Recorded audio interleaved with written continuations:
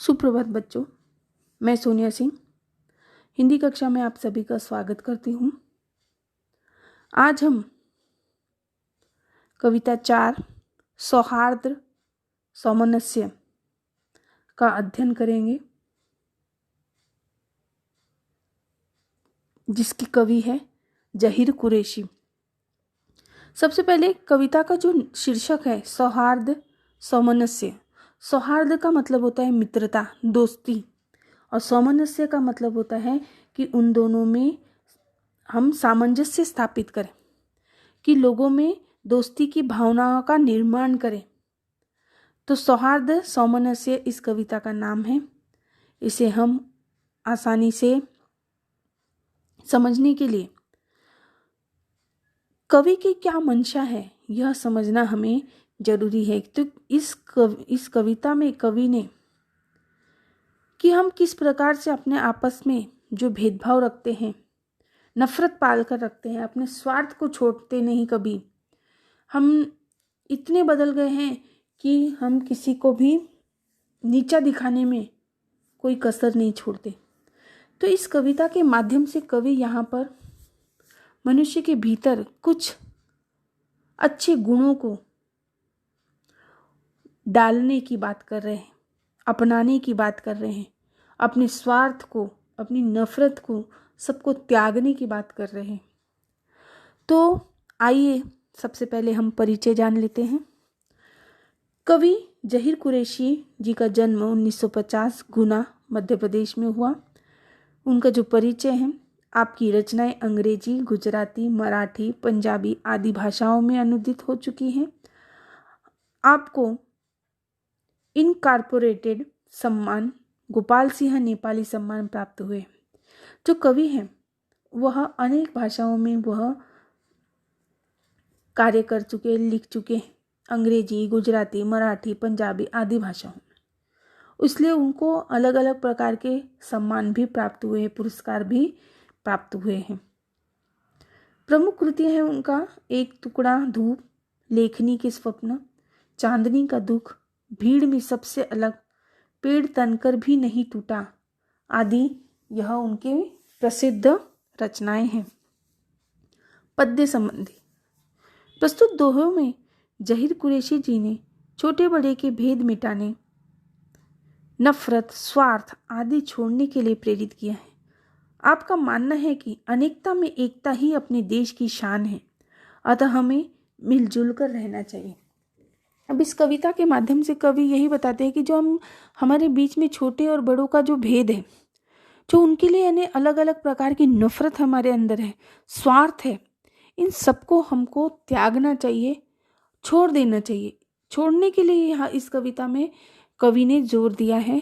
और उनका मानना है कि अगर हमारा देश अगर एकता में रहे, अनेकता में एकता जो बोलते हैं कि अलग अलग प्रकार के लोग हमारे देश में रहते हैं, अगर वह एक रहे तो हमारा देश क्या हो जाएगा, सबसे महान बन जाएगा, क्योंकि हमारी जो अनेकता में एकता ही देश की क्या है, शान है।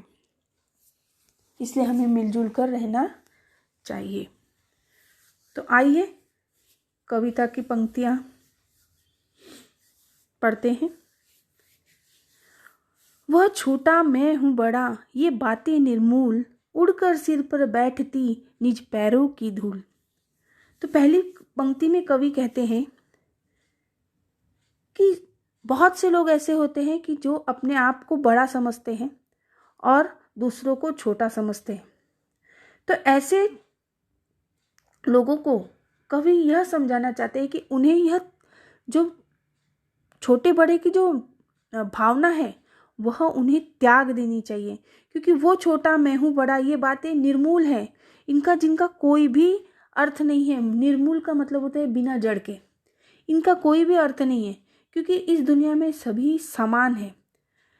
कवि एक उदाहरण देकर यह स्पष्ट करना चाहते हैं कि जिस प्रकार जब हम चलते हैं तो हमारे पैरों के नीचे धूल जो जमी होती है, वह हम उसको रौंद कर उसके ऊपर चलकर हम क्या करते हैं, आगे बढ़ते जाते हैं। परंतु एक हवा का झोंका आता है और वही धूल हमारे सिर पर जाकर बैठ जाती है।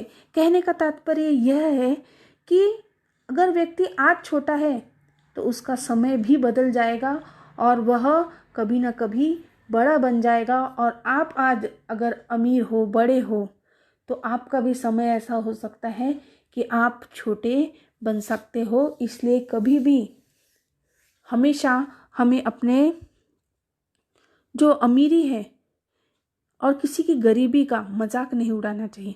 अपनी अमीरी पर कभी घमंड नहीं करना चाहिए, किसी को नीचा नहीं दिखाना चाहिए, क्योंकि समय बदलते देर नहीं लगती है। इसलिए कवि कहते हैं कि वो छोटा मैं हूँ बड़ा, ये बातें निर्मूल है कि तुम बड़े हो, बहुत अमीर हो, और वह छोटा है, तुच्छ व्यक्ति है।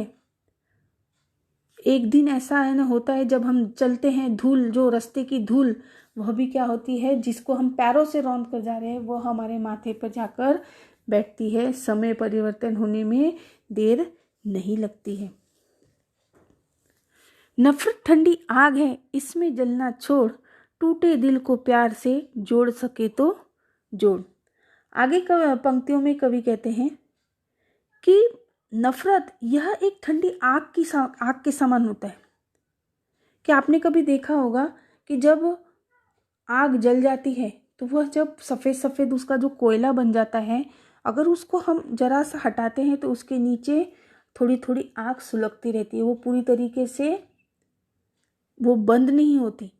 तो कवि का यहाँ पर यही कहना है कि नफरत यह एक ठंडी आग की तरह होती है, इसमें हमें जलना छोड़ देना चाहिए, हमें लोगों से जलना छोड़ देना चाहिए उनसे, क्योंकि वह हमें धीरे धीरे जलाती है। जिस प्रकार ठंडी जो आग होती है वो धीरे धीरे जलती है, उसी प्रकार नफरत भी हमें धीरे धीरे जला देती है, हमारे अंदर नकारात्मक विचार पैदा करती है। अतः हमें नफरत को त्याग देना चाहिए। टूटे दिल को प्यार से जोड़ सके तो जोड़। कवि कहते हैं कि जो लोग व्यक्ति हम लोगों से दूर हो चुके हैं, दुखी हैं, उनको हमें अपने प्यार से, अपने अच्छे कर्मों से, अच्छी भाषा से, सदाचार से उन्हें हमको पास में लाना चाहिए और उनको एक साथ जोड़कर रखना चाहिए कि जिससे वह कभी भी दुखी न हो और अच्छी तरीके से मिलजुल कर रहें।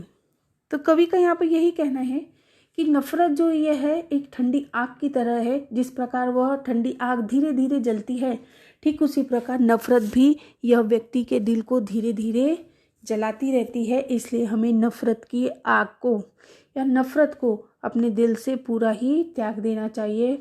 और हमें जो लोग हमसे दूर हो गए हैं, जो हमसे दुखी हैं, ऐसे लोगों को प्यार से, सदाचार से एक साथ पास में लाना चाहिए और अपने साथ उन्हें जोड़कर रखना चाहिए।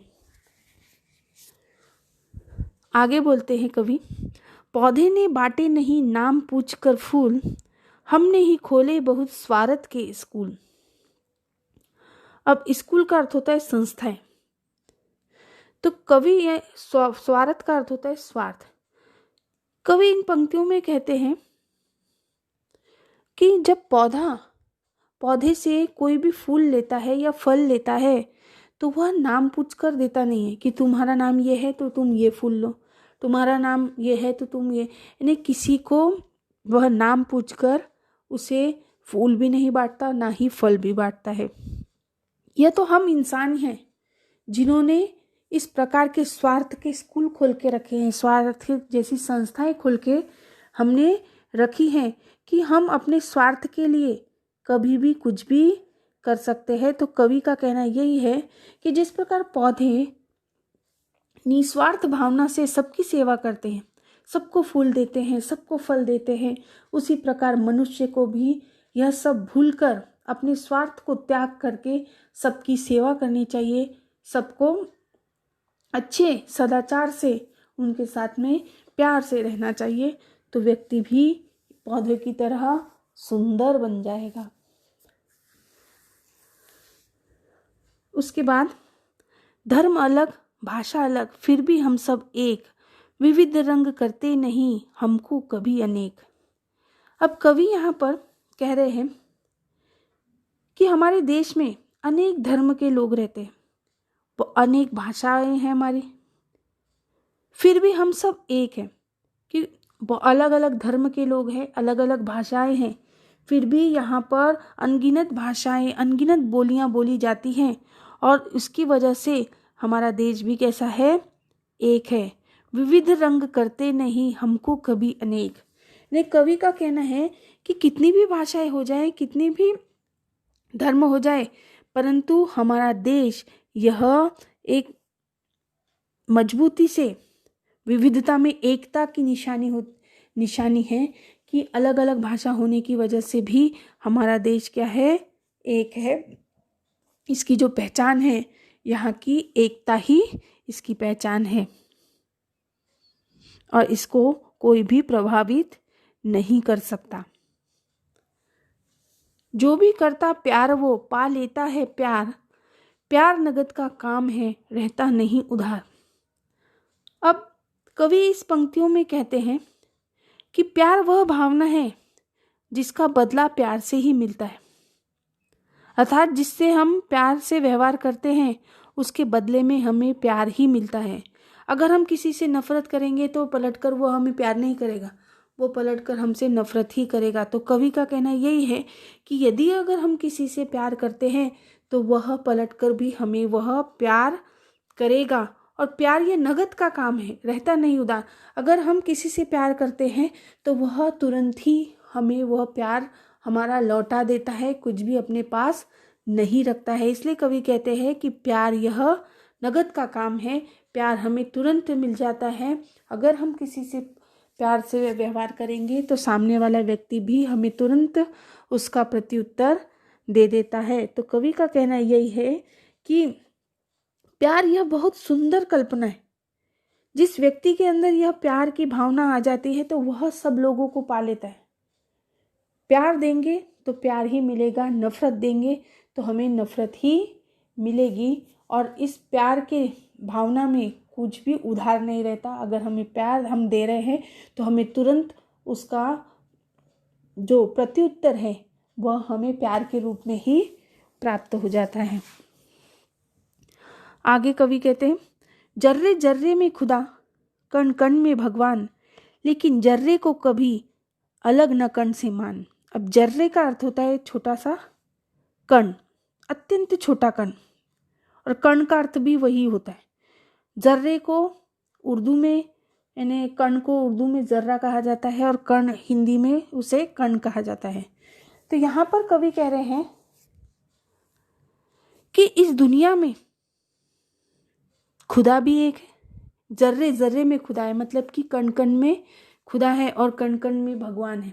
हर जगह छोटी सी छोटी चीज में खुदा है और छोटी सी छोटी चीज में भगवान भी है। लेकिन जर्रे को कभी अलग न कण से मान। कि कवि का कहना है कि जब जर्रा का अर्थ भी कण होता है और कण का अर्थ भी जर्रा होता है, तो इस दुनिया में खुदा और भगवान को हम अलग क्यों माने। खुदा और भगवान भी यह एक ही है, क्योंकि उन हर जगह हम देखें तो कण में भी और जर्रे में भी हमको खुदा और भगवान दिखाई देते हैं। इसलिए हमें खुदा और भगवान में कभी भी कोई अंतर नहीं करना चाहिए, यह एक दूसरे से अलग नहीं है। उसके बाद, इसलिए हम प्यार की करते साथ संवार, नफरत से नफरत बड़े बड़े प्यार से प्यार। कवि कहते हैं कि हमें प्यार की भावना को कभी भी मिटने नहीं देना चाहिए, उसे हमेशा हमको संभाल कर रखना चाहिए। यदि हमारे भीतर प्यार है तो वह हमें उसको नष्ट नहीं करना चाहिए, उसे हमें बहुत संभाल कर रखना चाहिए, क्योंकि कहा जाता है कि नफरत ही नफरत को बढ़ाती है। यह हमें कभी नहीं भूलना चाहिए कि हमेशा नफरत यह नफरत को जन्म देती है और प्यार यह प्यार को बढ़ाता है। इसलिए हमें लोगों के साथ में प्यार से व्यवहार करना चाहिए, जिससे उसके भीतर की जो नफरत है वह भी प्यार में बदल जाए। इसलिए कवि कहते हैं कि हमें प्यार को बहुत साथ संभाल कर रखना चाहिए, क्योंकि वह नफ़रत को मिटाने के काम में आता है। नफ़रत तो नफ़रत ही बढ़ाएगी, परंतु अगर हम प्यार को संभाल कर रखेंगे तो हम किसी के भी मन की जो नफ़रत है उसे आसानी से मिटा सकते हैं। भांति भांति के फूल हैं, फल बगिया की शान, फल बगिया लगती रही मुझको हिंदुस्तान। अब यहाँ पर कवि कहते हैं कि बगीचे में जिस प्रकार, भांति भांति का मतलब होता है अलग अलग, बगीचे में जिस प्रकार अलग अलग फल होते हैं, अलग अलग फूल होते हैं और वह बगीचे की शान बढ़ाते हैं, क्योंकि अलग अलग रंगों के अलग अलग प्रकार के जो फल और फूल होते हैं वह उस बगीचे की शान होते हैं। ठीक उसी प्रकार जो हमारा हिंदुस्तान है, इसमें विभिन्न प्रकार के लोग रहते हैं, विभिन्न धर्म के, विभिन्न भाषा के, विभिन्न आचरण वाले, अलग अलग प्रकार के यहाँ पर लोग रहते हैं और उसी से हमारे देश की क्या होती है, शोभा बढ़ती है। जिस प्रकार फल और फूल, अलग अलग फल और फूल से बगीचे की शोभा बढ़ती है, ठीक उसी प्रकार हमारे देश में अलग अलग धर्म के, अलग अलग भाषा के, अलग अलग जो उनकी संस्कृति होती है उनके लोग यहाँ पर भारत में हैं, और जिसकी वजह से ही हमारे भारत की क्या है, शान बड़ी है। हमारे भारत की शोभा यही बढ़ाते हैं। हम सब जिसके नाम पर लड़ते हैं हर बार, उसने सपने में कहा लड़ना है बेकार।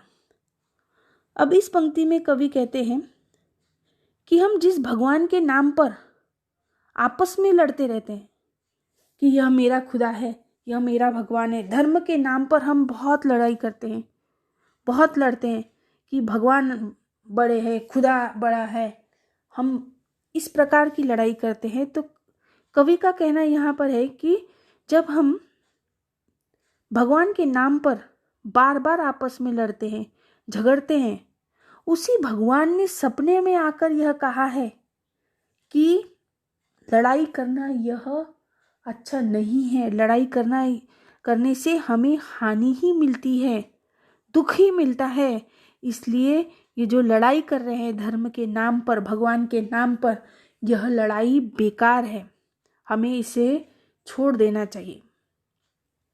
देखिए कवि यहाँ पे कहते हैं कि जिस प्रकार हम भगवान के नाम पर, धर्म के नाम पर बार बार आपस में लड़ाई झगड़ा करते रहते हैं, क्योंकि लड़ाई झगड़ा करना यह व्यर्थ है। उसी भगवान ने, जिसके नाम पर हम लड़ाई करते हैं, उसी भगवान ने सपने में आकर कहा कि ये जो तुम लड़ाई कर रहे हो धर्म के नाम पर, यह सब व्यर्थ है, क्योंकि लड़ाई से किसी का भी भला नहीं होता, सबका नुकसान ही होता है। इसलिए हमें लड़ाई करना छोड़ देना चाहिए, क्योंकि लड़ना यह बेकार होता है, किसी के भी काम नहीं आता है। कितना अच्छा हो अगर जले दीप से दीप, ये संभव तब हो सके आए दीप समीप। अब आखिरी पंक्ति में कवि कहते हैं कि हमारे देश में बहुत सारे लोग रहते हैं और बहुत से लोग भाईचारे के साथ में रहते, आपस में मिलजुल कर रहते हैं। तो कवि का कहना है कि जिस प्रकार एक प्रकाशित दिए से, एक जो दिया जला हुआ होता है, उस दिए से हम अनगिनत दियों को जला सकते हैं। अगर सारे दिए, जैसे हम दिवाली में भी वही करते हैं, देखो एक दिए से हम बाकी के दिए जलाते हैं। तो यहाँ पर कवि का कहना वही है कि हम सब, बहुत से लोग एक साथ आपस में मिलजुल कर रहते हैं, परंतु बहुत से ऐसे लोग हैं जो आपस में मिलजुल कर नहीं रहते। परंतु अगर हम जिस प्रकार एक दिए से अनगिनत दिए को हम जला सकते हैं, ठीक उसी प्रकार हमें जो अलग अलग धर्मों के लोग हैं उनको सबको आपस में मिलाकर, उनके बीच की जो नफरतें हैं उनको मिटाकर, उनको भुलाकर हमको भी क्या करना चाहिए, एक दूसरे के नज़दीक आना चाहिए और उनके बीच में एक भाईचारे की जो भावना है वह निर्माण करनी चाहिए। अब कवि का कहना यही है कि कितना अच्छा हो अगर जले दीप से दिल। तो कवि का कहना यही है कि हम कितना अच्छा होगा कि हम सभी जो धर्म के लोग हैं वह आपस में अपने बीच की जो नफरत है उसे भूलकर एक दूसरे के समीप आ जाए। जिस प्रकार एक जले हुए दिए से हम अनेक बुझे हुए दियों को जला सकते हैं और जिससे जो हमारे आसपास का जो वातावरण है वो प्रकाशित हो उठता है, ठीक उसी प्रकार अगर हम विभिन्न धर्मों के लोगों को आपस में मिला देंगे तो यह जो हमारा देश है यह भी बहुत प्रकाशमान हो जाएगा और जिससे हमारे देश का नाम बहुत रोशन होगा। तो इस प्रकार कवि जहीर कुरैशी ने अपनी गज़ल के माध्यम से बहुत अच्छे विचार बताए हैं कि हमें अपने अंदर से नफरत को छोड़कर भाईचारे का निर्माण करना चाहिए। हमारे बीच में स्वार्थ जो है उसे छोड़ देना चाहिए, उसे त्याग देना चाहिए। छोटे बड़े का भेद हमें त्याग देना चाहिए। एकता में एकता ही हमारे देश का मूल मंत्र है। ऐसी बहुत सारी बातें उन्होंने इस गज़ल के माध्यम से बताई है जिसे हमें अपने जीवन में अपनाने की आज बहुत ज़रूरत है। तो आशा करती हूँ कि इस कविता से आप लोग ने बहुत कुछ सीखा होगा और आप लोग इस कविता के माध्यम से जो इसमें अच्छी अच्छी बातें बताई गई हैं वह अपने जीवन में अपनाने की कोशिश करेंगे। यह कविता यहाँ पर समाप्त होती है। आशा करती हूँ आप सभी को ये कविता अच्छी तरीके से समझी होगी। धन्यवाद।